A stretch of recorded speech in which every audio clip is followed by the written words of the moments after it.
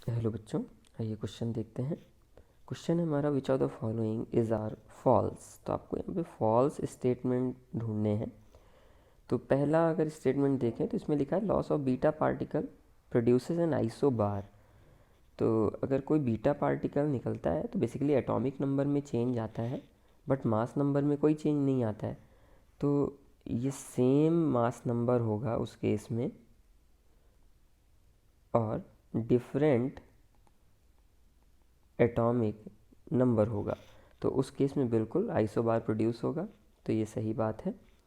तो हमें तो फॉल्स ढूंढने हैं। हालांकि सेकंड ऑप्शन पे आए, लॉस ऑफ वन, यहाँ पे ऐसा होगा loss of one alpha and two beta particle produces an isotope. जब एक अल्फा पार्टिकल जाता है, आप 2He4 इस प्रकार से कर लें, तो एटॉमिक नंबर में 2 की कमी आती है। और उसी जगह पर अगर बीटा पार्टिकल भी 2 की संख्या में निकल जाएं, तो उस केस में हमको देखने को मिलेगा कि beta particle basically atomic number बढ़ा देता है। तो जब आपका एक अल्फ़ा और 2 बीटा निकलेंगे, तो वो क्या होगा कि एटॉमिक नंबर में किसी भी प्रकार का चेंज नहीं आएगा।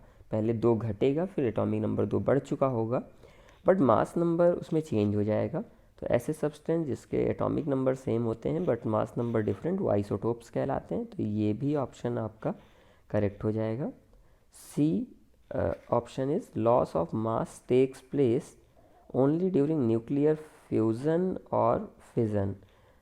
ऐसा नहीं है, ये नॉर्मल रेडियो एक्टिव रिएक्शंस में भी जहाँ पे भी आपके गामा रेज वगैरह निकल रही होती हैं और रेज निकलती हैं, उसमें लॉस ऑफ मास होता है, सिर्फ फ्यूज़न या फिज़न में नहीं। तो ये आपका फॉल्स हो जाएगा। तो मीन्स ये आपका एक आंसर भी बनता है। And D is uranium is a transuranic element. No, actual में इसके बाद के जो भी एलिमेंट होते हैं वो ट्रांस यूरेनिक होते हैं, 92 के बाद वाले। तो ये आपका ट्रांस यूरेनिक एलिमेंट नहीं होगा। So this is also a false option, means your answer will be C and D.